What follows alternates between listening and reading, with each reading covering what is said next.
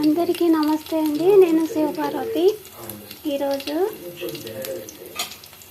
Chicken curry చూపిస్తున్నానండి. ఇలాగ మీరు కూడా చేసుకోండి.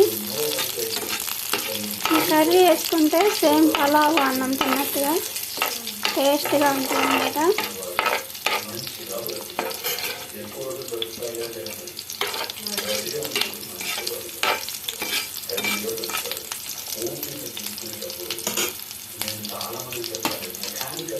ఇవన్నీ కోసి పెట్టాను, ఇలా మీరు వేసుకోండి.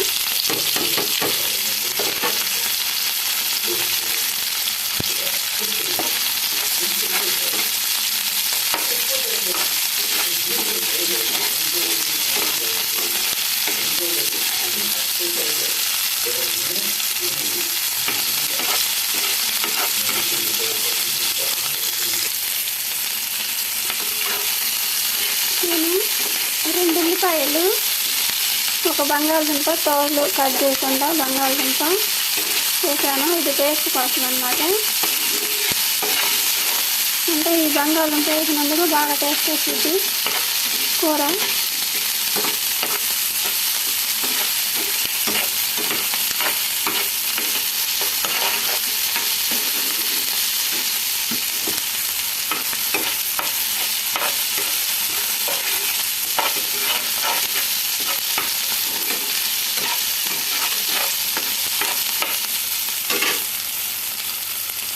తర్వాత మసాలా వేసుకోండి.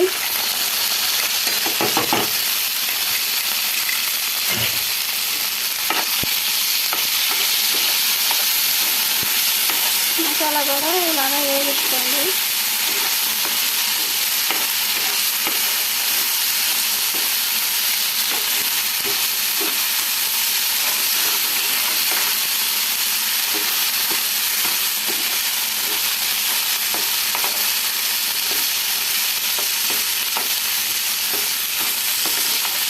తర్వాత దీంతో పాటుగా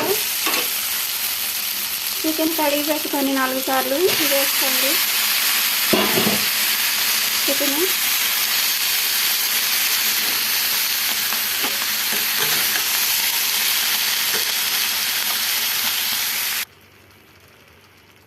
నేను కలబెట్టానండి. ఈ మసాలా వేసిన తర్వాత ఇప్పుడు ఉప్పు వేసుకోండి.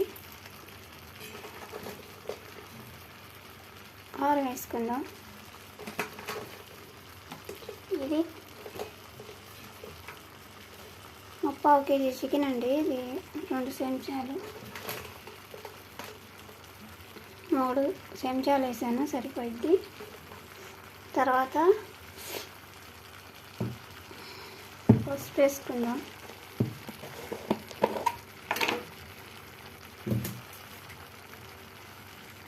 పసుపు కొంచెం వేసాను. తర్వాత కలబెట్టుకుందాం.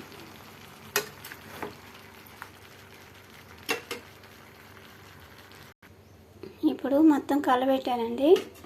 ఇది ఉడకనిద్దాం. వాటర్ పోయకుండా ఉడకనిచ్చుకోవాలి. అంటే మూత కూడా పెట్టకూడదు. ఈ విధంగా చేసుకుంటే మనం పలావ్ తిన్నట్టుగా బాగా టేస్టీగా ఉంటుంది కూర. ఇంకా ఉడకనిద్దాం. అది కూడా సిమ్లో కొంచెం లైట్గా, మరీ పెద్ద మంట కాకుండా మరీ సిమ్లో కాకుండా లైట్గా మంట పెట్టుకోండి.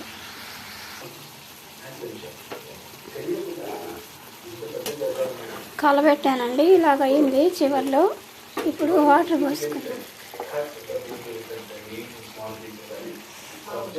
ఇప్పుడు మనం మసాలా మిక్సీ పెడతాం కదా, అవి వేస్ట్ చేయకుండా దీంట్లో నుంచి వాటర్ పోసుకోవచ్చు.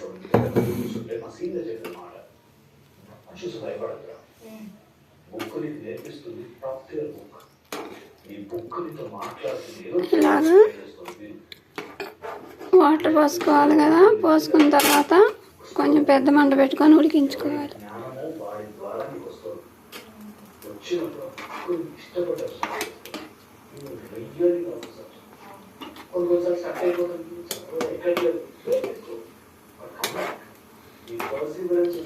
ఇప్పుడు పెద్ద మంట పెట్టుకొని ఉడికించుకుంటే ఇంకప్పుడు కూర రెడీ అవుద్దండి. ఈ విధంగా మీరు చేసుకోండి, బాగా టేస్ట్గా ఉంటుంది. నేను 2 పచ్చిమిరకాయలు వేసాను, 1 బంగాళదుంప, మామూలుగా మసాలా నూరు పెట్టింది ఇందాక చూపించా కదా, ఇంకా ఆ విధంగా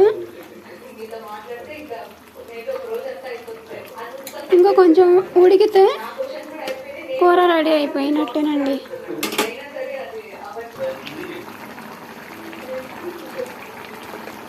ఇప్పుడు కారం చూసాను, కారం సరిపోలేదండి, అందుకని నేను 1 స్పూన్ వేస్తున్నాను.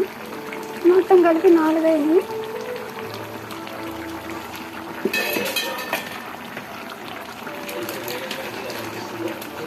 తర్వాత కొంచెం ఉప్పు కూడా వేసాను.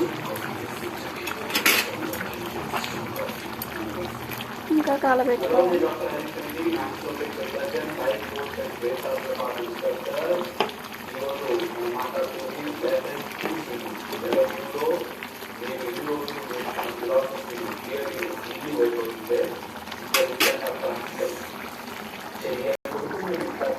నేను తోళ్ళు ఉండదు తీసుకున్నా అన్నమాట చికెను. ఇప్పుడు చివరిలో కూర రెడీ అయిందండి, ఇంకా ఆపేస్తున్నాను.